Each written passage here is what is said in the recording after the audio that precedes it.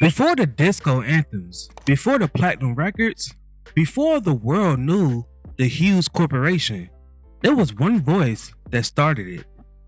This was a voice that history almost erased. He wasn't the original frontman, but he was the foundation of the group. The sound that came before the hits, then suddenly he was gone. This is the untold story of a singer who came before the disco glory and the legacy that the world forgot. The centerpiece of today's video is all about Fleming Williams.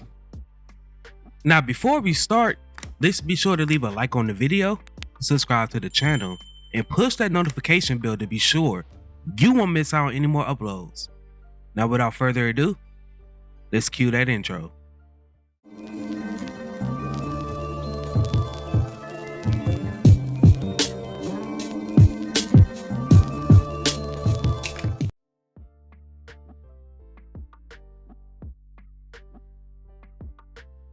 Born on December 26, 1943 in Flint, Michigan, long before disco ruled the airwaves, Williams was a rising voice in the soul and R&B world.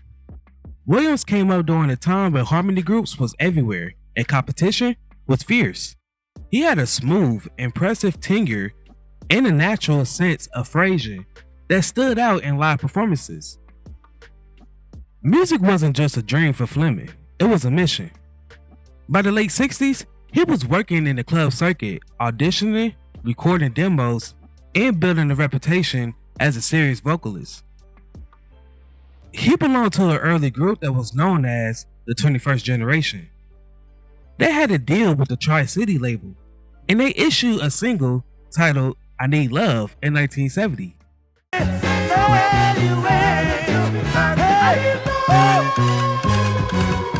That same year, he wrote an original song titled Poverty Child. This song was published as an A-side of a song that was released on Better World Records. Lord, I was so weak.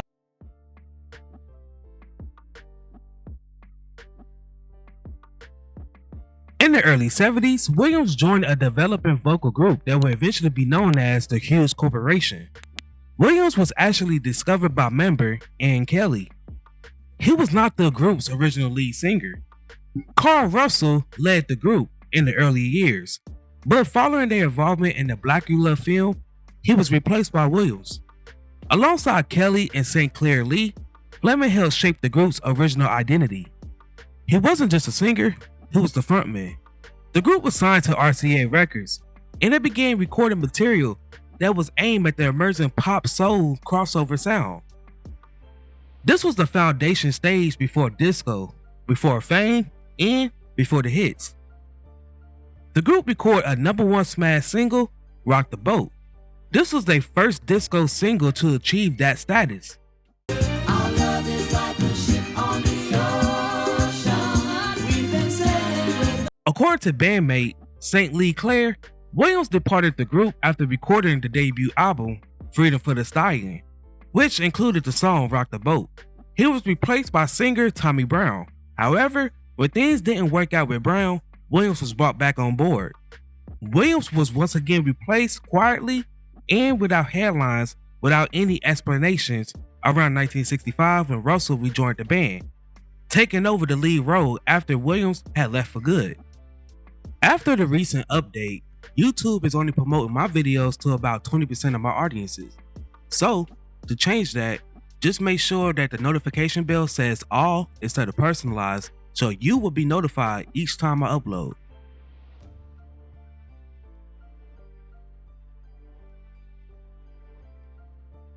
After leaving the group, Williams continued working in music, but the spotlight ain't never returned. He became one of countless artists pushed aside before success ever arrived. He was just a footnote in someone else's story, as Williams provided his voice to many musicians throughout the industry. In 1972, he provided background vocals for David Axelrod's The Auction album. He also recorded with Cannonball Adderley and George Duke on the album Soul of the Bible. He provided background vocals for Lee Garrett's Heat for the Feeks album. And he also provided background vocals for Candy Station's Young Hearts Run Free album. Williams was simply a voice lost between eras.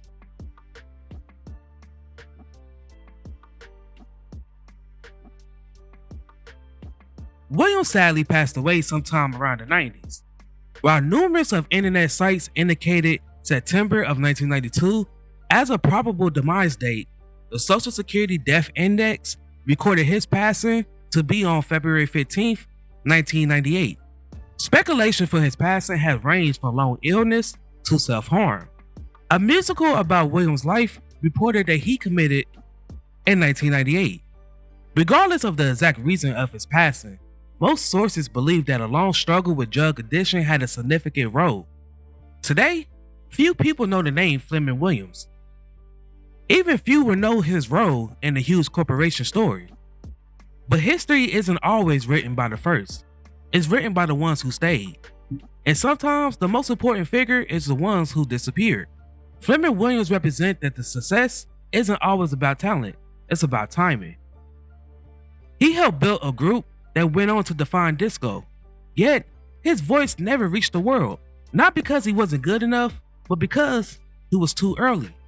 The world remembers Rock the Boat, but they don't remember the singer who came before the hits. My question for you all, what is your favorite song by the Hues Corporation? Before I go, I want to take a second to promote my Discord. Over here, I provide a safe space for my supporters. We discuss music of all genres. You can provide me feedback on recent uploads, etc. If that interests you, then go ahead and check me out. The link is in my bio. While I have y'all here, if you would like to support the channel further, then feel free to become a member.